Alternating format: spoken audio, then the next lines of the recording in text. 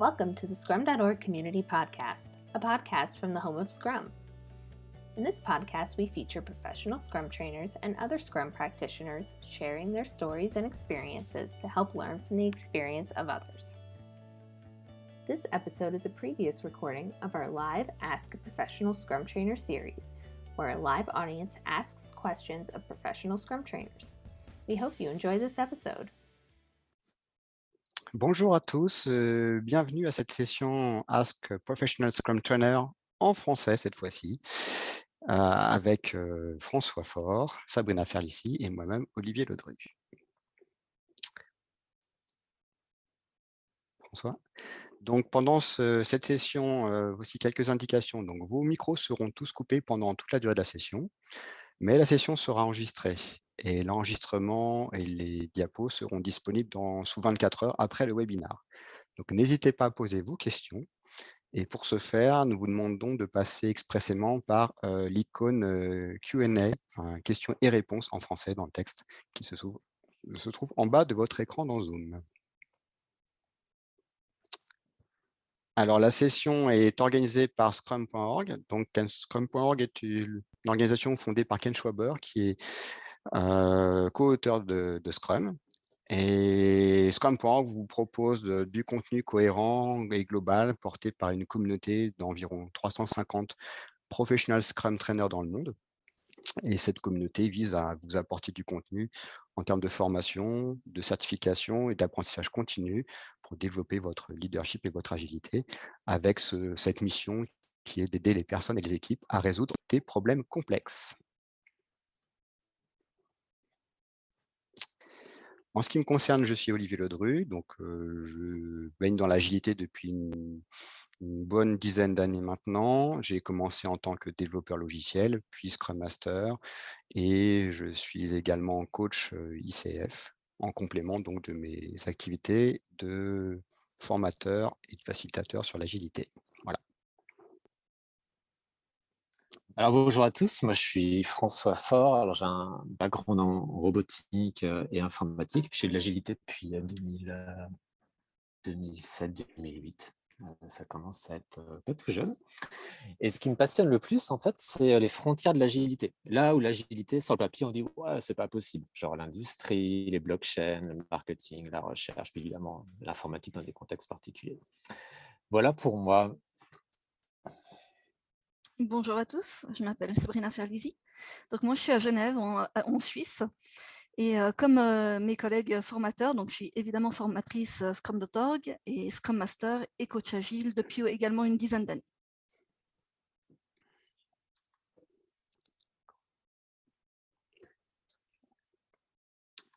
Alors, comme Sabrina vous l'a notifié, n'hésitez pas donc à poser vos questions dans l'onglet Q&A. Et François, peut-être qu'on peut arrêter le partage pour le moment. Ouais.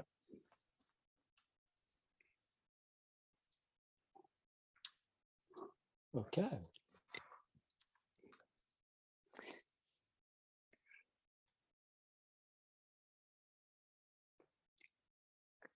Alors, est-ce qu'on a... Pardon. Oui, pour commencer, une question par laquelle nous allons commencer. Nos daily Scrum ne semblent pas très efficaces. Il en résulte peu de collaboration. Faisons-nous quelque chose de faux? Qui se lance celle-ci, j'aime bien le ton à la fin. Faisons-nous quelque chose de faux? Je constate souvent en fait ça dans les entreprises que j'ai accompagnées où on prenait dans l'ancien Scrum Guide, il y avait les 3 questions qu'est-ce que j'ai fait hier, qu'est-ce que je vais faire aujourd'hui, quels sont mes blocages, et puis chacun répond tour de rôle et puis au revoir, et on est content d'avoir fait notre daily Scrum parce que c'était dit faire le daily Scrum. Et donc, c'est vrai que on sort de là au bout de, si tout va bien, 15 minutes au maximum, et on se dit, mais pourquoi j'ai été là, quoi. Donc, je pense que c'est peut-être là qu'on veut revenir avec cette question. Et moi, j'aurais envie de revenir aux bases. C'est pourquoi on fait un daily Scrum, en fait. Quel est notre but d'être présents tous ensemble dans une même salle. Et puis, c'est donc essayer de voir où on en est par rapport au Sprint Goal, et puis s'adapter adapter notre plan pour les heures à venir. Donc, vraiment être sûr que tout le monde a bien cette compréhension-là déjà. Dans les gens qui participent, que ce n'est pas un statut meeting, on n'est pas là pour faire un point avec le Scrum Master ou avec le Product Owner, par exemple. Donc, pour moi, ça serait vraiment ça à mettre en avant. Et puis après, peut-être sortir de ces 3 questions qu'on a trop l'habitude de voir, peut-être, et puis proposer d'autres formats plus dynamiques qui peuvent amener peut-être plus de collaboration. Donc, je partirai en tout cas là-dessus pour démarrer. Je ne sais pas si vous avez d'autres suggestions. Ouais, carrément, en fait. En fait, ce que l'un ou l'autre a fait hier, enfin, on s'en fiche royalement, hein, c'est pas le sujet. Ce qui compte, c'est qu'est-ce que l'équipe a fait hier pour se rapprocher du Spring Goal. Hein. Et c'est vrai que les 3 questions, elles peuvent être compliquées parce qu'elles sont souvent un petit peu mal comprises. Je te rejoins complètement, en fait, Sabrina.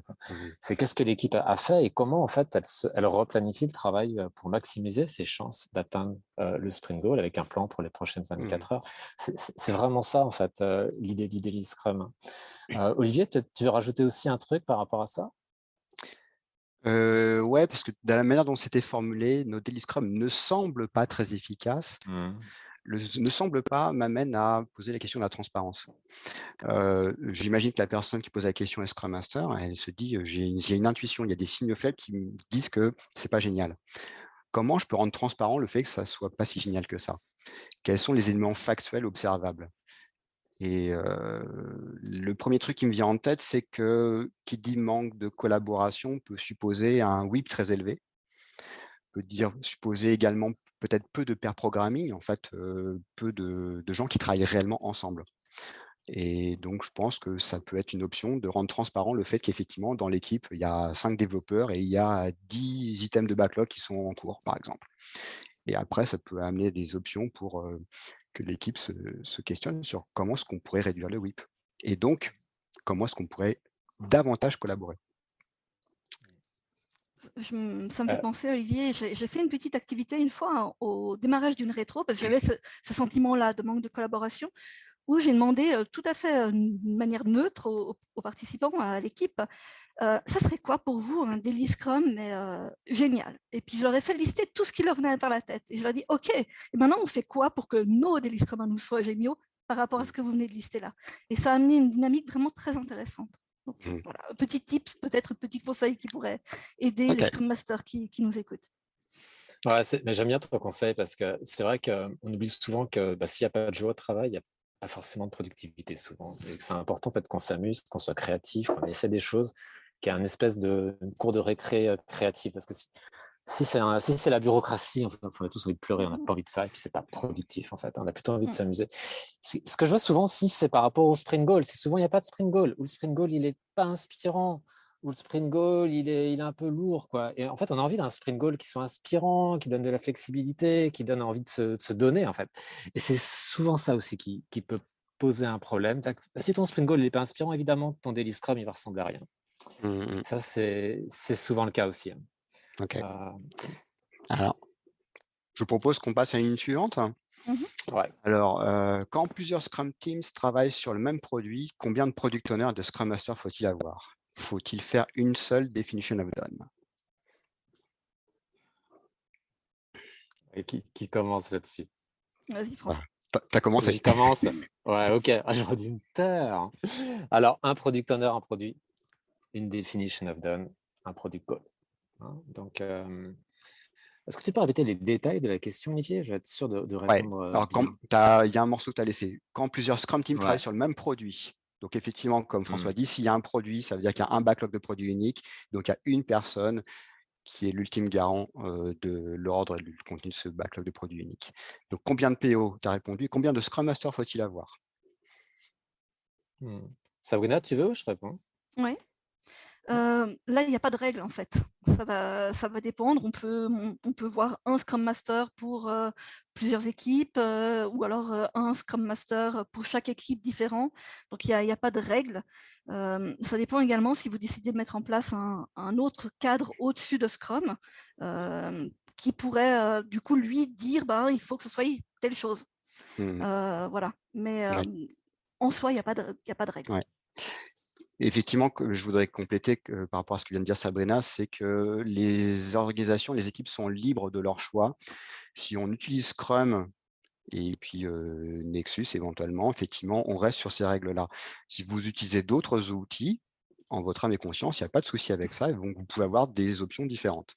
Donc la philosophie de Scrum, c'est de dire si j'ai un produit unique, j'ai un backlog de produits uniques, un PO unique, et donc les différentes équipes contribuent à fabriquer le même produit, et donc la même definition of done.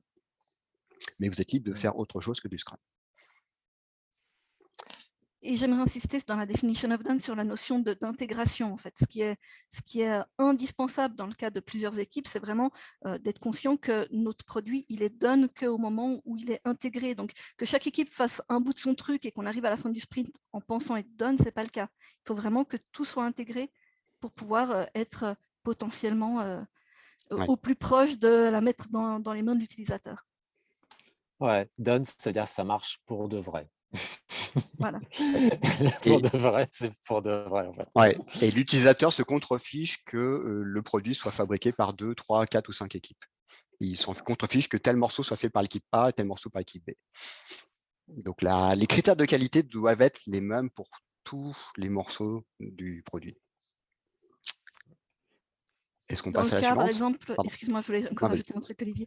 Dans le cas d'équipes qui font des choses techniquement différentes, par contre, on pourrait voir qu'il y a des bouts d'ajout de definition of done qui pourraient être différentes d'une équipe à l'autre, qui travaillent sur le même produit, mais la base de la definition of done elle-même doit effectivement être la même. Voilà, je voulais amener cette petite nuance. Ouais, c'est-à-dire qu'on peut ajouter des choses, mais ne jamais en soustraire. Ouais, c'est exactement ça. Ouais. Alors, une autre question, si vous voulez bien, chers amis. On n'arrive jamais à faire nos objectifs. Ouais. Olivier, je voulais juste revenir un truc sur les Scrum Masters. En fait, l'idée, c'est que les équipes, elles sont autogérées. Donc, qu'est-ce qui marche pour elles? Est-ce qu'elles arrivent à faire du done régulièrement? Est-ce qu'elles arrivent à faire des incréments de valeur? Et si pas, peut-être qu'il n'y a pas assez de Scrum Masters. Peut-être qu'ils ne sont pas assez formés. Et puis, s'il y a, peut-être que ça suffit. Et peut-être qu'on peut leur poser la question, comment vous vous sentez aujourd'hui? Est-ce que vous êtes productif, efficace? Est-ce que ça se passe bien? Est-ce qu'on a du plaisir à venir au travail? Et puis là, ça peut nous aider à donner des clés pour identifier ces besoins-là. Je dirais, c'est faire confiance en l'empirisme. On ne connaît pas la bonne réponse à l'avance. Il faut être empirique. Ouais, c'est exactement ça, en fait. Ouais. Next, c'est bon pour vous? On n'arrive jamais à faire nos objectifs de rétrospective. La rétrospective ressemble plus à un bilan de sprint où les personnes peuvent s'exprimer sur les problèmes rencontrés. C'est déjà pas mal, mais pas tellement à apporter de l'amélioration continue.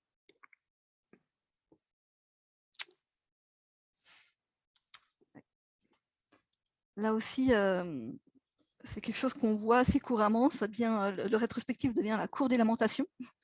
Et c'est bien, hein, quelque part, effectivement, c'est déjà bien d'avoir un endroit sécure où on peut déverser ce qui ne va pas. Après, la question, c'est comment faire en sorte qu'on s'améliore.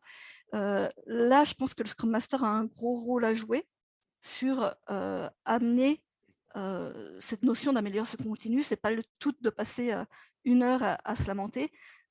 Sur chacune de ces problèmes, qu'est-ce qu'on peut faire? Quel est le premier pas qui va nous permettre d'améliorer la situation?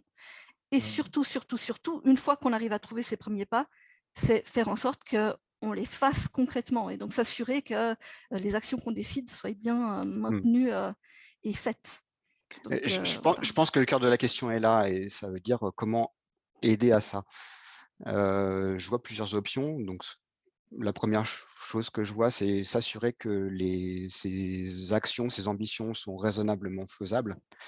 Donc, la plupart connaissent l'acronyme SMART, à savoir que les actions doivent être spécifiques, mesurables, actionnables, réalistes et limitées dans le temps. Là, ce sera l'horizon du sprint. Un autre petit tips qui peut aider éventuellement, c'est de s'assurer que ces actions ne soient pas que des vœux pieux et de s'assurer que chaque action ait un porteur, qui ne soit pas le Scrum Master, bien entendu.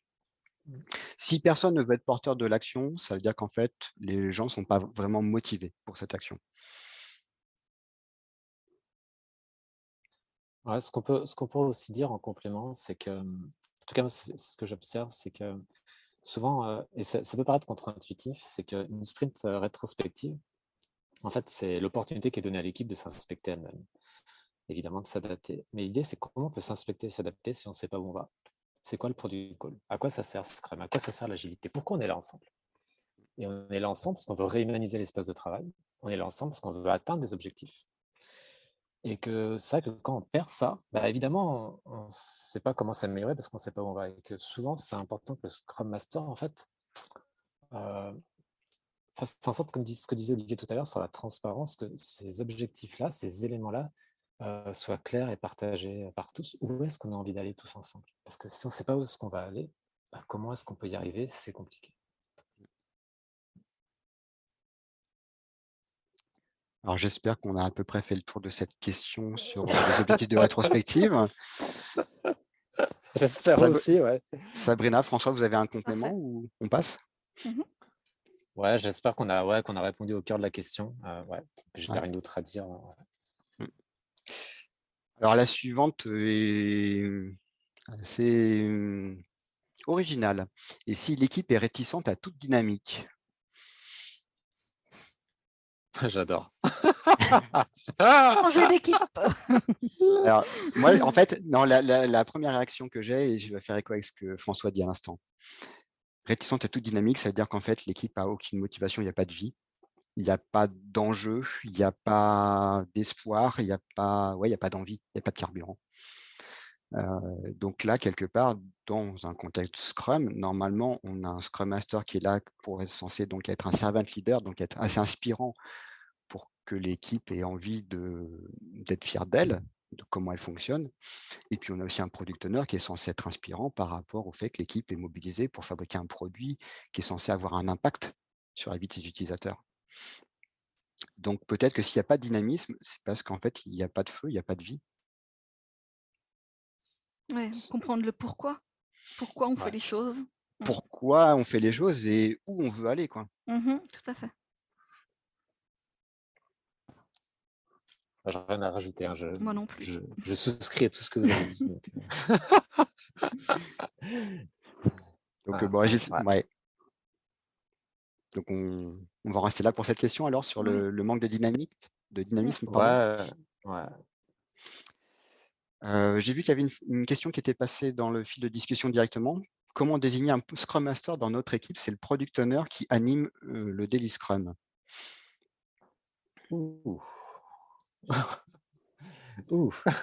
Sabrina, oui, Olivier, vous y allez?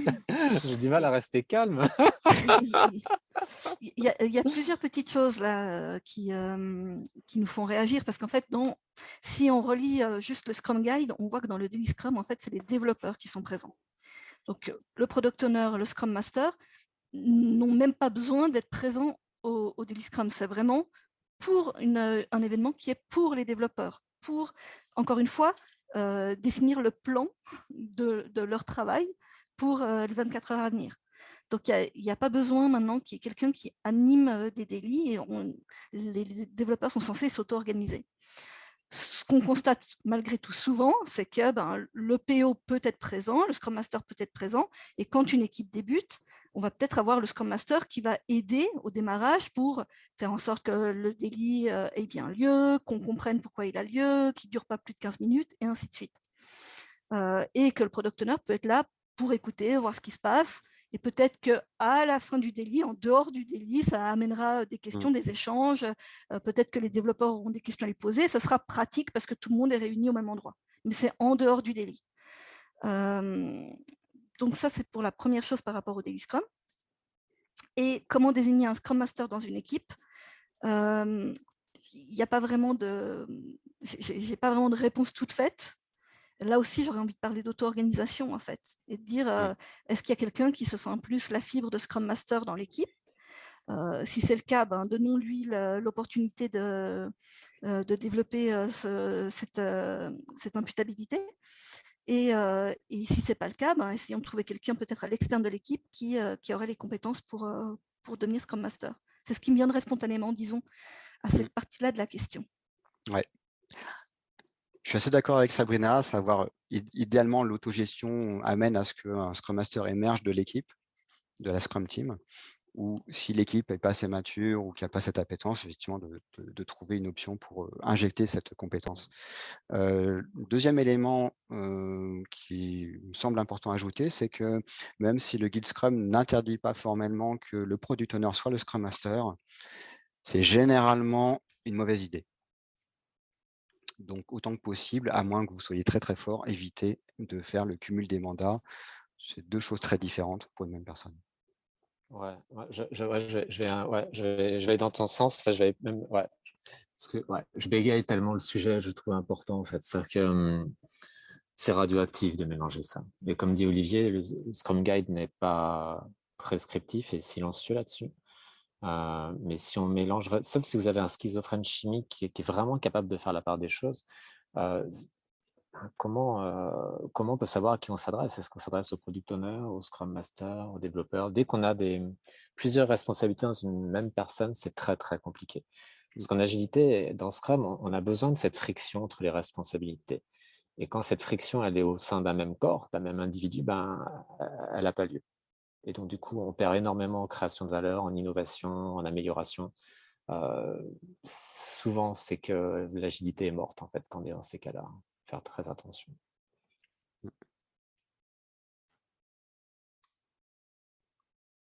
Alors, j'espère qu'on a répondu à la question de Marlène. Et qu'on se permet de passer à la suivante, chers amis. Ouais, si tu veux, je reprends cela. Ouais, alors, vas-y. j'ai une question. Bonjour, j'ai un collègue blasé, j'adore. En tout cas, merci à tous pour les questions. N'hésitez pas à en poser et puis n'hésitez pas à être cash dans les questions parce qu'on est dans la vraie vie et que la vraie vie, elle n'est pas forcément avec des bonbons et puis des fraises. Et l'avantage, c'est que les questions qui sont dans l'onglet Q&R, elles feront partie de l'enregistrement. Donc, on pourra aussi revenir dessus plus tard. Top. Alors, j'ai la question. Bonjour, j'ai un collègue blasé qui tient maintenant trop souvent un discours négatif, passif-agressif. C'est un collègue très important, mais son attitude commence à nuire à la dynamique de l'équipe. Lorsqu'on lui propose d'apporter des pistes de solutions, il ne semble pas concerné. Que recommandez-vous? Elle n'est pas géniale, cette question. Olivier, Sabrina? Ouais. Alors là, je vais réagir plus en tant que coach d'équipe qu'en tant qu'agiliste. Là, on décrit en fait une situation, une espèce d'hypertrophie du pouvoir dans l'équipe, puisque c'est une personne importante. Et cette hypertrophie du pouvoir est toxique pour l'équipe. Donc, ça veut dire que là, il faut, selon moi, adresser le sujet avec l'ensemble de l'équipe pour à nouveau faire prendre conscience de ce sujet à l'équipe, le rendre transparent. Pour l'équipe, dans sa globalité, disent ça ne peut pas durer. Là, éventuellement, l'animateur, coach, scrum master, ce que vous voulez, il peut proposer des pistes. Mais il faut effectivement faire en sorte que dans l'équipe, il n'y ait pas comme ça un espèce de héros solitaire qui puisse en fait nuire. Après, cette personne, effectivement, elle a des bonnes intentions. Peut-être qu'elle a perdu le feu sacré parce qu'il se passe des choses dans sa vie, il faut l'accepter, il faut le reconnaître. Donc, je ne lui jetterai pas la pierre. La personne n'est pas un problème. Le problème, c'est la répartition des pouvoirs dans l'équipe. J'aurais aussi envie de faire un pas vers ce collègue et de comprendre ce qui se cache derrière le blasé. Et peut-être d'essayer de creuser sur qu'est-ce qui fait qu'il a cette attitude-là, en fait. Je trouverais intéressant d'essayer de creuser peut-être là-dessus en posant des questions, en étant curieux, pour voir si il y a peut-être un fond qu'il exprime par cette attitude, mais qui ne joue pas en fait dans le processus, dans la manière de fonctionner au sein de l'équipe et qu'on pourrait améliorer. J'aime bien ce qui a été dit, hein. Je souscris complètement. Mais c'est vrai que la personne n'est pas son comportement. C'est important parce que je ne sais pas à quel point la personne est négative, mais parfois quand il y a des gens qui sont très négatifs, ça peut nous impacter et c'est hyper humain et hyper tentant et hyper naturel de faire un gros paquet, genre lui c'est un con. Et du coup, on va se priver de beaucoup de moyens d'action quand on tombe là-dedans, c'est un piège. C'est important, le comportement de peut-être qu'elle a des besoins, cette personne, en fait, qui ne sont pas assouvis aujourd'hui. Et peut-être qu'il y a moyen de changer ça. et peut-être qu'il y a moyen que cette personne, elle redevienne incroyable. Ou pas. Mais en général, oui. En général, c'est dans l'environnement qu'on va avoir des moyens d'action. Je ne sais pas si vous voulez rajouter quelque chose, en fait, Sabrina et Olivier. Non. C'est bon pour moi. C'est bon pour toi? Alors, on a une question de Michael, en fait. Dans un contexte de prestation ou de conseil, comment éviter le proxy PO? C'est pas mal tout ça. Hein? Ouais.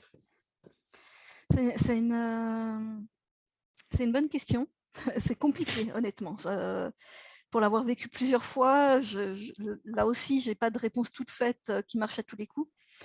J'aurais envie d'impliquer le client au maximum dès le démarrage de la contractualisation, en fait. J'imagine qu'il y a contractualisation là derrière. Et donc, de l'impliquer, donc de lui faire comprendre qu'est-ce que l'agilité, qu'est-ce que Scrum, en quoi un product owner est important, pourquoi ça serait important que ce soit de son côté à lui et qu'il n'y ait pas quelqu'un qui doive, côté conseil, qui doive le faire, côté consultant. Donc c'est là-dessus, quoi. C'est vraiment au démarrage, moi, que je mettrai l'emphase et sur la compréhension de notre client, sur pourquoi c'est important. Alors, je ne sais pas si Michael pose la question en tant que prestataire ou fournisseur, client ou fournisseur, mais effectivement, je pense qu'il faut semer les bonnes graines, à savoir le piège peut être dans le contrat lui-même. Une option pourrait être de dire que si je suis fournisseur, que je suis OK pour bosser avec ce client, si le client a fait l'effort de monter en puissance et qu'il a par exemple un product owner qui est formé, voire certifié, et que ça peut être un prérequis pour pouvoir bosser ensemble correctement. Moi, en complément, je dirais qu'en fait, il ne faut pas oublier que le PO, le product owner, c'est une responsabilité. Qu'il soit côté prestataire, côté client, quelque part, ça a peu d'importance, en tout cas à mes yeux, parce que si vous êtes côté prestataire, mettons qu'il y ait des côtés. Vous voyez déjà, le fait qu'on dise côté, ça prouve que potentiellement il y a des alignés sur les intérêts, peut-être qu'il y a un sujet. Si tu es product owner, en fait, ton client, c'est une partie prenante. Et peut-être que c'est le client, c'est celui qui paye, mais peut-être que ses utilisateurs sont encore d'autres personnes. Et ça fait partie d'une gestion classique, en fait, des parties prenantes. Et peut-être que le client est product owner, et du coup, nous, on peut avoir des compétences en produit. Dans ces cas-là, ces compétences en produit, elles font partie des développeurs. Donc, ça ne pose pas de problème de nature. Juste revenir aux fondamentaux. Qu'est-ce que c'est qu'un product owner? C'est quoi sa responsabilité? Le piège, elle serait effectivement d'accepter que d'intercaler des rôles toxiques, des rôles qui vont juste apporter du bruit dans le système. Quelque chose que j'aime beaucoup dans Scrum, c'est sa simplicité, en fait. Il y a très, très peu d'imputabilité. Et plus c'est simple, mieux c'est.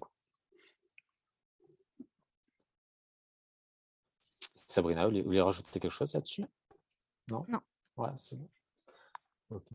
Donc, on a un spectateur anonyme qui vient dire comment on devrait agir en tant que Scrum Master quand au Daily Scrum, un développeur dit « Hier, j'ai travaillé sur X, mais X n'est pas un ticket dans le sprint board. »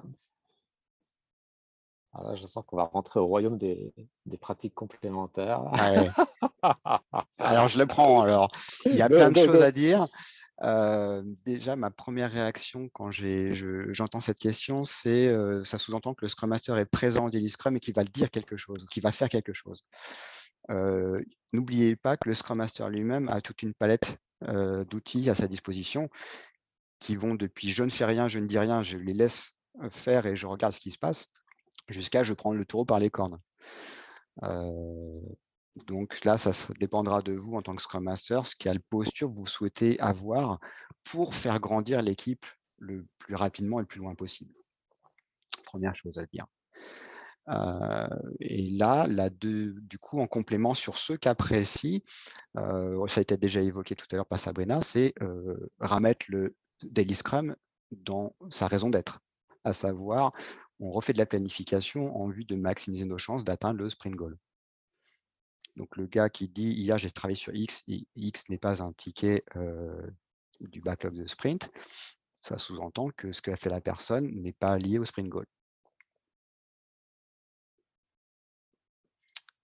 Là, en tant que Scrum Master en position un peu coach, je peux dire, les autres, vous en pensez quoi?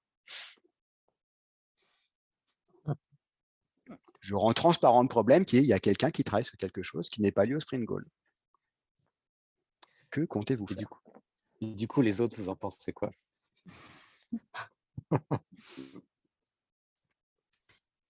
On rappelle, on renvoie vers l'auto-organisation. On aimerait, en tant que Scrum Master, dans notre posture idéale, ce serait n'avoir rien besoin de faire. C'est les autres développeurs qui devraient réagir dans cette situation-là. Donc, comment, en tant que Scrum Master, on va faire grandir la maturité de l'équipe pour qu'on n'ait plus besoin d'intervenir dans ce type de situation et que cette personne ne travaille pas sur des choses qui ne sont pas en lien avec le Sprint Goal de manière naturelle. Parce que, de nouveau, le Sprint Goal, c'est vraiment c'est le but du sprint, tout simplement. C'est vraiment le raison d'être pour les X semaines à venir. C'est la raison pour financer le sprint. Ouais. Il y a quelqu'un qui a fait un chèque pour payer les salaires de 10 Gugus pendant 1, 2, 3, 4 semaines. Donc, il y a quand même un but. Alors après, c'est vrai qu'on n'a pas l'intention derrière ce spectateur, mais c'est vrai qu'il y a peut-être aussi une autre lecture qui est possible. C'est difficile de connaître le contexte comme ça à travers juste des petits mots. Mais c'est vrai que quand il dit « Hier, j'ai travaillé sur X, mais X n'est pas un ticket dans le sprint board », ça se trouve, c'est plutôt une très bonne chose, parce que ça s'ouvre pour atteindre le sprint goal. Il a fait quelque chose qui n'était pas prévu au départ. Bienvenue dans un monde complexe.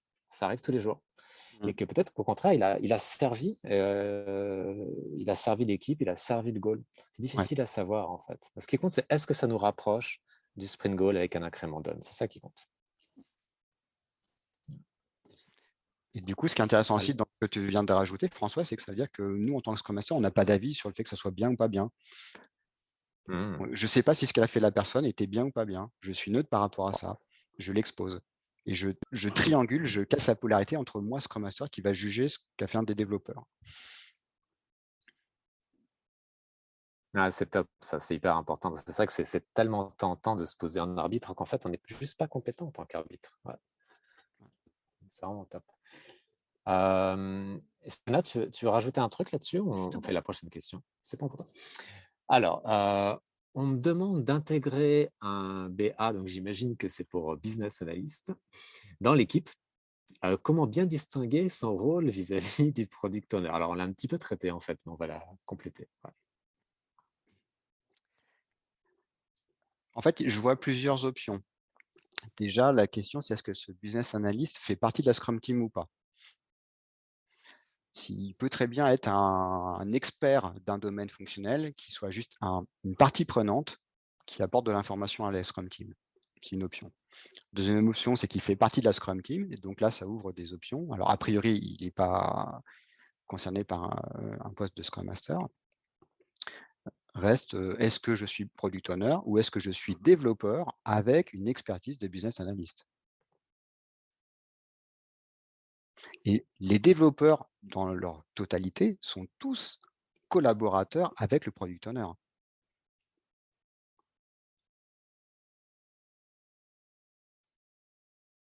Sabrina, tu veux ou je continue? Oui, j'aimerais juste amener une chose que, à nouveau, je constate régulièrement, c'est que le product owner, c'est la personne qui écrit les tickets, pour reprendre les termes qui ont été utilisés, dans le product backlog.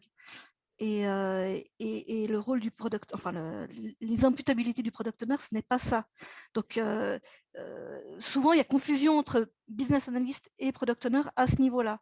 Donc n'importe qui peut écrire des éléments dans le carnet de produits, dans le product backlog. Il n'y a aucun problème. Le product owner, il est là pour maximiser la valeur du produit. Donc c'est lui qui va ordonnancer le product backlog. Donc ça, c'est le product owner. Il n'y a pas de doute. Pour le reste, il peut déléguer à qui il veut, tout le reste qu'il voudrait peut-être faire. Oui, carrément, le product owner, c'est une responsabilité. Il est comptable que le product backlog soit ordonné. Comment c'est fait? On a l'autogestion pour ça. Et puis, être business analyst, c'est une compétence. Ça peut être dans une équipe de développeurs, on peut trouver des gens qui ont des compétences en marché, en produits, en mécanique, en pyrotechnie, en hardware, en software, en marketing. Toutes les compétences dont on a besoin pour faire des incréments done. En fait, ça va dépendre du produit sur lequel on travaille. Mais cette compétence business analyst, si on la voit comme une compétence produit, une compétence marché, c'est une compétence parmi tant d'autres. Donc, potentiellement, sa place, c'est parmi les développeurs. J'aime bien ce que tu as dit, François, c'est en fait de quelles compétences le produit a besoin. Quelles compétences devons-nous mobiliser pour fabriquer le produit? Plutôt que j'arrive avec telle compétence, comment est-ce que je vais m'occuper?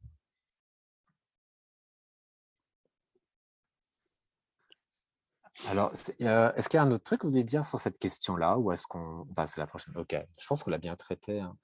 Ensuite, on a une question de Narcisse. En fait, est-il évident d'appliquer facilement Scrum dans des domaines autres que l'IT? Entre parenthèses, développement logiciel, application. Alors, qui commence? Moi, j'adore cette question. Qui commence? Alors vas-y, Un peu. François. C'est ton domaine. Je l'adore, mais je ne sais pas comment l'aborder.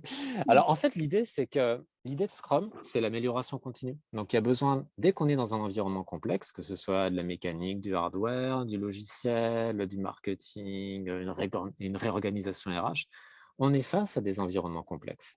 Tout bouge dans tous les sens, les prédictions sont impossibles. Et donc, l'idée de Scrum, c'est de s'améliorer, c'est l'amélioration continue. C'est d'utiliser l'empirisme pour maximiser nos chances d'atteindre nos objectifs. Donc, en fait, c'est aussi difficile en mécanique que dans le logiciel, que dans une app Dive Store ou qu'en marketing, en fait. L'idée, c'est comment on s'améliore. Il n'y a pas plus ou moins de difficultés.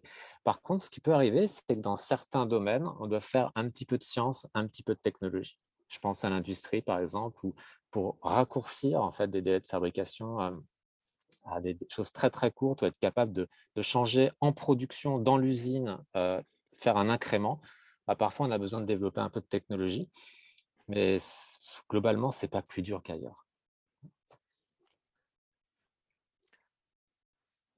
Ouais, en fait, quand tu dis dur, la question était sur est-ce que c'est facile d'appliquer? Effectivement, comme a dit François, nous, en fait, on raisonne en termes de complexité. C'est pas en termes de difficulté, mais c'est en termes de complexité. Si le domaine est considéré comme complexe, c'est-à-dire pour nous, pour faire simple, avec une majorité de choses qui sont incertaines, inconnues, Scrum sera pertinent. Enfin, l'empirisme sera pertinent.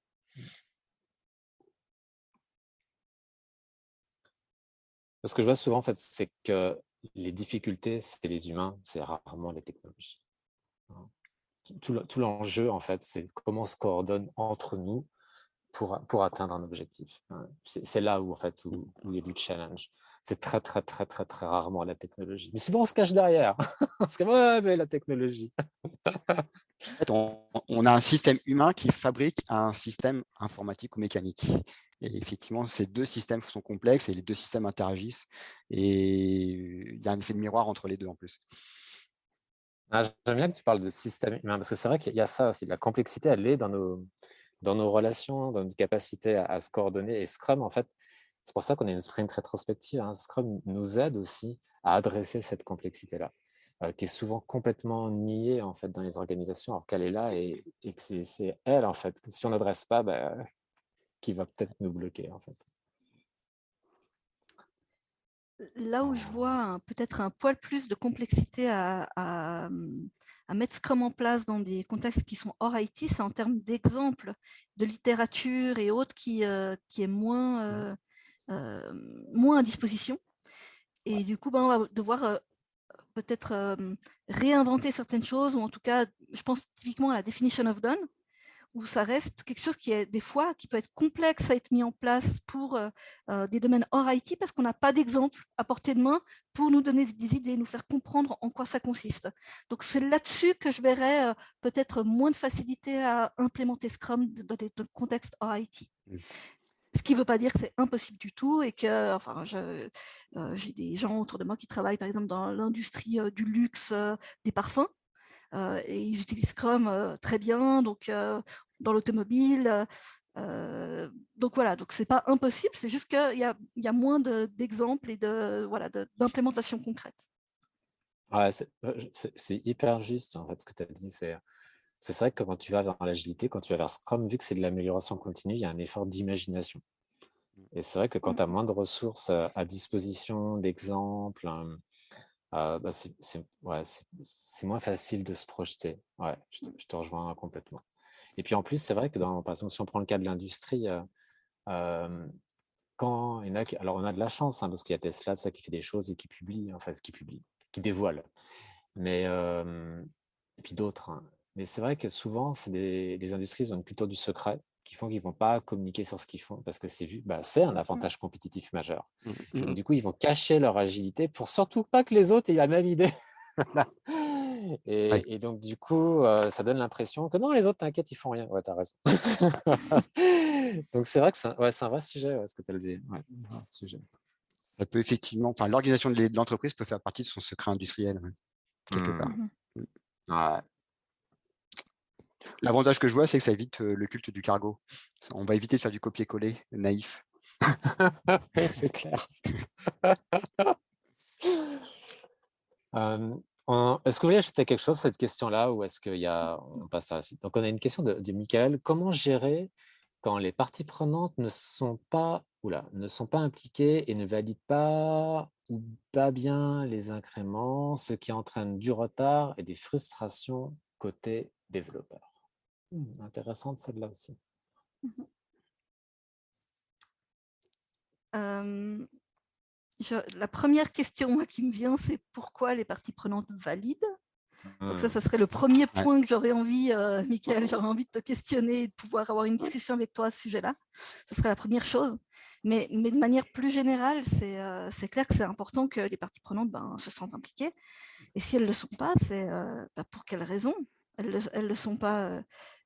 Pourtant, on est en train de développer un produit a priori pour elles, soit pour que, par exemple, elles puissent gagner de l'argent si c'est côté producteur, ou alors c'est côté utilisateur. Donc, c'est un produit qu'ils vont pouvoir utiliser et j'espère leur simplifier la vie. Donc, je serais très, très curieuse d'aller les interroger, ces parties prenantes, et de leur demander, mais qu'est-ce que vous attendez de ce produit et pourquoi est-ce que ça ne vous intéresse pas? C'est pour vous qu'on fait le travail, c'est pas pour nous, a priori. Donc, voilà, ça serait vraiment aller les questionner. Et personnellement, ce serait la première chose que je ferais. Ouais. Ça pose effectivement la question de pourquoi est-ce qu'on finance cette initiative. Ça veut dire que quelque part, ça n'a pas assez d'importance, pas assez de sens.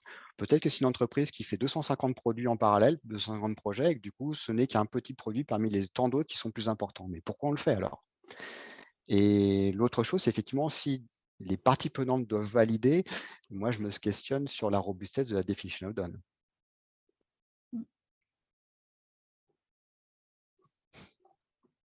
Ouais, j'ai rien ajouté, vous avez tout dit. En sprint review, ce qui arrive, c'est done, ça fonctionne. Donc, la qualité n'est pas négociable en agilité. C'est la valeur qu'on vient questionner. Juste un petit mini complément, mais vous avez vraiment tout dit. Je pense que c'est Sabrina, tu reprends les questions pour cette dernière partie, si tu veux bien. Avec plaisir. Donc, la suivante, c'est j'ai passé la certification et suivi une formation de préparation Scrum Master PSM1, mais sans jamais avoir appliqué le framework. Comment avoir plus de matière pour avoir une idée concrète de son application? Est-ce que vous avez des idées, Olivier, François? Il y a... Vas-y. Il y a moult ressources à notre disposition personnellement, mais comme moi-même, je suis dans l'apprentissage continu, on a des centaines de choses à apprendre en permanence. C'est qu'est-ce que je fais pour moi-même continuer à apprendre? Il y a des conférences, il y a des webinars, il y a les articles, il y a les livres, il y a papoter avec des gens, participer à ce genre d'événements d'ailleurs, ce qu'on est en train de faire. Donc il y a en fait plein d'options. Aller dans des meet-up aussi. Quand j'ai commencé dans Scrum, je me suis inscrit French Scrum User Group, où j'allais à des meet-up où on buvait des bières et puis on parlait un petit peu d'agilité, mais surtout on buvait des bières. Ça permet effectivement d'échanger avec les gens. Effectivement, avoir des retours d'expérience d'autres personnes qui peuvent nous donner un peu plus de concret derrière juste le Scrum Guide et une certification. C'est pas pour vendre d'autres formations, mais peut-être que le APS, l'autre formation qu'on donne, pourrait amener un peu plus de concret, étant donné qu'on essaye Scrum au sein de la formation de 2 jours. Donc, ça pourrait amener un peu plus de concret. C'est ce que j'entends derrière la question de cette personne. François, tu voulais ajouter quelque chose, il me semble. Ouais, en fait, l'APS, c'est magique, parce qu'en fait, pendant 2 jours, tu fais un produit, tu es dans le dur. Donc, ouais, je te rejoins là-dessus. Après, dans les ressources, il y a Le problème, c'est que j'ai pas les titres tout de suite comme ça, mais il y a des bouquins où il y a plein de situations un peu tordues, cassées, pétées, éclatées au sol. Et puis, c'est quoi les approches, les pistes qu'on pourrait…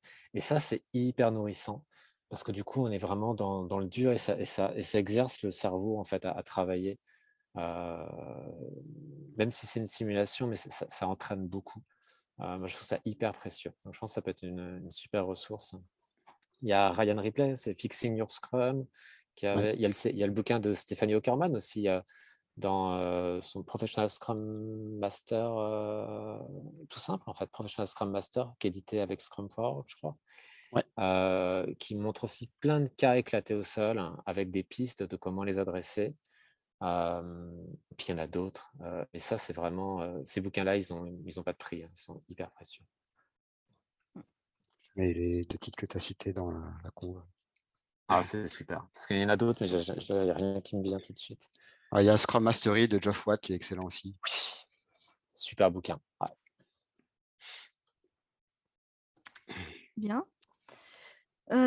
Clotilde nous demande, ou peut-être Mathieu d'ailleurs, Mathieu nous demande, nous travaillons en agilité en tant que prestataire de services pour des entreprises. Beaucoup de nos clients changent d'objectif de sprint en permanence avec des sujets toujours plus prioritaires les uns que les autres. Nous leur expliquons en permanence les bases de l'agilité Scrum et l'importance de l'objectif de sprint, mais en vain. Est-ce que le Scrum est adapté à ce cas? Ne devrait-on pas passer en Kanban? C'est génial. Là, on a un sujet, j'y vais. Là, on a un sujet vraiment de product ownership, gestion des parties prenantes. On a un sujet sur le product goal. Où est-ce qu'on va ensemble? Est-ce qu'on est d'accord sur où est-ce qu'on va? À partir du moment où on commence à être d'accord sur où est-ce qu'on va, la façon dont on y va commence à devenir un peu plus facile, un peu moins crispée, un peu moins changeante, et que le rythme du sprint suffit. Donc voilà ce que je pourrais dire. Où est-ce qu'on va? C'est quoi le product goal? Et puis gestion des parties prenantes par le product owner, et ne pas hésiter en tant que product owner à se faire coacher par le Scrum Master pour développer son leadership produit, pour apprendre à discuter avec tel ou tel type de parties prenantes, comment naviguer parmi les parties prenantes. Des gens qui sont dominants, il y a des gens qui sont en apparence plus effacés, il y a des gens qui sont plutôt rationnels, d'autres qui sont émotionnels. Comment on s'adresse à eux? Comment on les embarque? Comment on vit avec eux? Comment on s'assure que le product goal, en fait, il est bon pour tout le monde, qu'on les rassemble vraiment vers un endroit où on a envie d'aller tous ensemble? C'est une vraie question. Si on n'a pas ça, évidemment, ça sera le dernier qui a parlé qui aura raison, le dernier qui aura peur qui fera peur aux autres. Bref, ça sera l'angoisse. Moi, j'ai des compléments à apporter. Ce qui est, en fait, pour moi, quelque part, s'il y a des changements majeurs de priorité en cours de sprint, c'est que quelque part, l'horizon du sprint était trop loin. Pour moi, la durée du sprint, ça correspond à l'horizon de risque acceptable. Et ça veut dire qu'une option est peut-être de réduire la durée des sprints. C'est une option. Par rapport à la fin de la question, ne devrait-on pas passer en Kanban? Alors, dans la mesure où je délivre de la formation Scrum with Kanban, ma réponse est oui, Kanban, c'est génial, mais ce qui est génial, c'est Scrum et Kanban. Donc, on entend souvent les gens se poser la question, est-ce que je prends Scrum ou exclusif Kanban? En fait, les deux se complètent superbement bien. Une option, du coup, pour Clotilde, c'est de dire, si vous pouvez aussi rendre transparent le gaspillage lié à ces changements de priorité. Parce que ça veut dire qu'on commence des choses, qu'on laisse en stand-by pour démarrer d'autres choses. Ou alors des choses qu'on commence et on ne les laisse pas en stand-by, on les met à la poubelle. Donc tout ça, c'est du gaspillage. Donc comment est-ce qu'on peut rendre transparent ce gaspillage pour que l'organisation se pose des vraies questions et qu'elle arrête en fait de courir 3 lièvres à la fois. Ça, j'adore, parce que du coup, quand tu montes les coûts, en général, tout le monde commence à se dire « Ah !» On travaille sur des choses qui sont intangibles, donc les gens ne se rendent pas compte du gaspillage. Donc nous, en tant que Scrum Master, on va rendre ces choses-là transparentes. J'ai beaucoup aimé vos réponses. Est-ce que c'est complet pour vous? Il y a un truc que je voudrais rajouter à ce qu'a dit Olivier, c'est juste compléter avec un élément, c'est qu'on va utiliser Kanban à l'intérieur de Scrum. Scrum, c'est un container. Kanban est une pratique complémentaire. Il y en a des milliers. On est opportuniste sur ce qu'on utilise, mais attention, Scrum, c'est pas facile. Et en vrai, Kanban, c'est pas facile non plus. C'est pas to do, doing, done. Il y a des maths dans Kanban. Et c'est magique, mais c'est encore plus magique quand on maîtrise Scrum. Là, c'est là où on va prendre, et qu'on met Kanban à l'intérieur de Scrum, mais qu'on a déjà une maîtrise de Scrum. Là, on va commencer à faire des trucs magiques.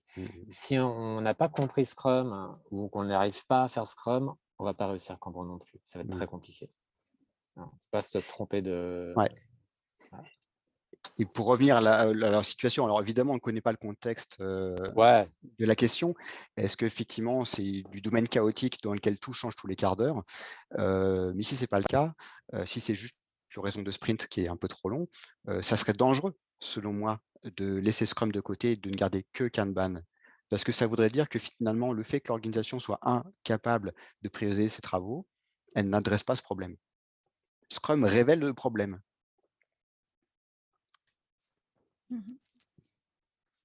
Merci. On a Youssef qui nous demande quoi faire quand une équipe ne se donne pas à 100% de sa capacité. Étant Scrum Master avec un petit background technique, j'arrive à identifier que les user stories sont un peu surestimées.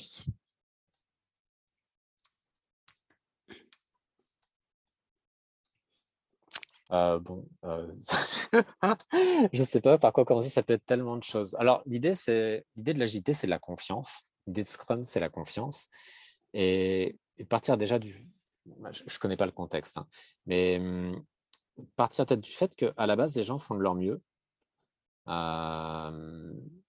et qu'ils sont compétents et de bonne volonté. Peut-être qu'en tant que Scrum Master, on a l'impression qu'ils pourraient faire plus vite. Mais est-ce que c'est ça qui compte? Est-ce que peut-être que dans leur chiffrage, ils suppriment de la dette technique et que ça, c'est ultra précieux de supprimer la dette technique pour la performance du produit, du product cost ratio. C'est super important. Donc déjà, il y a ce sujet-là en fait qu'on peut se poser. Olivier, tu voudrais rajouter quelque chose? Ouais, bah, à nouveau avec le prisme Kanban, je pense que… Alors, c'est pas au Scrum Master avoir un jugement sur est-ce que les estimations sont bonnes ou pas bonnes, et les estimations sont largement moins importantes que ce que la plupart des gens pensent. D'autre part, à supposer qu'effectivement, les développeurs surestiment. Je ne sais pas trop ce que ça veut dire, mais de toute façon, on va être vite rattrapé par la réalité, à savoir à la fin du sprint, quelle quantité de travail a été fait. Et peu importe l'unité, est-ce qu'on compte les items ou est-ce qu'on compte des points, est-ce qu'on compte des choux-fleurs, il y aura une certaine quantité de travail qui aura été abattue et ça permettra à l'équipe de dire on pense faire à peu près la même quantité au prochain sprint, quelles que soient les unités que vous utilisez. Maintenant, la question est commencée par l'équipe ne se donne pas à 100%. Alors effectivement, après, peut-être que l'équipe passe la moitié de la journée à jouer au tarot.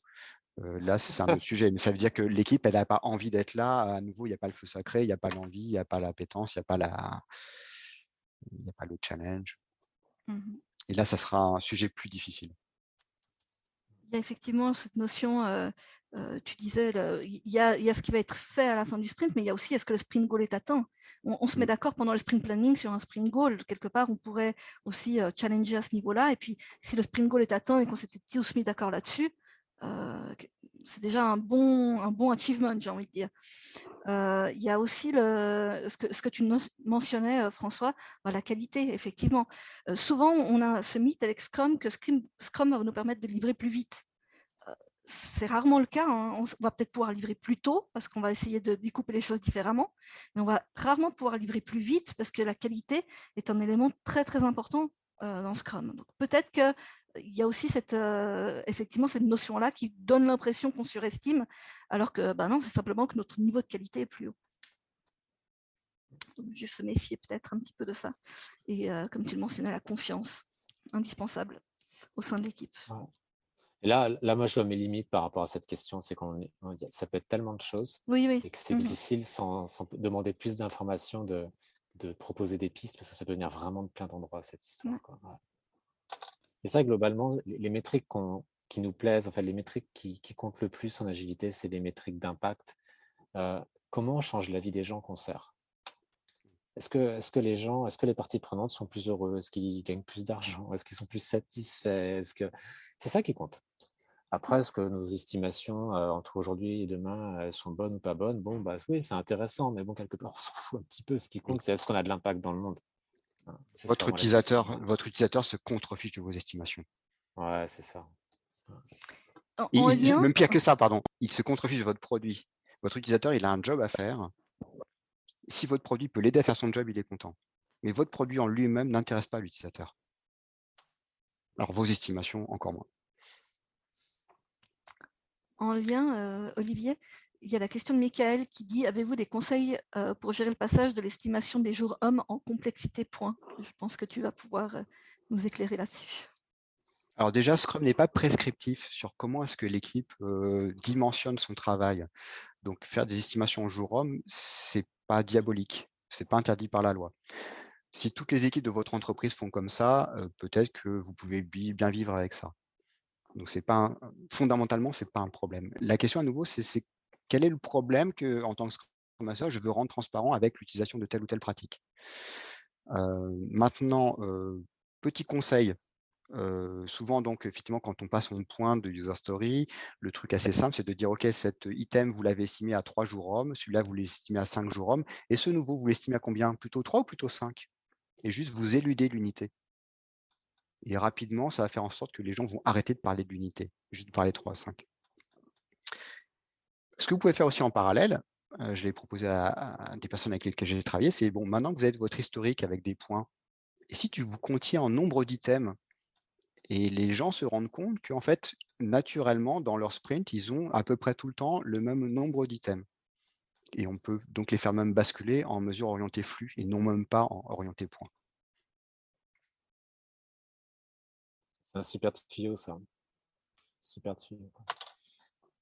Il est 56. Ça sent la clôture, tout ça. Ça sent la clôture. Je te laisse reprendre la main, Olivier, pour si tu veux projeter les slides, François.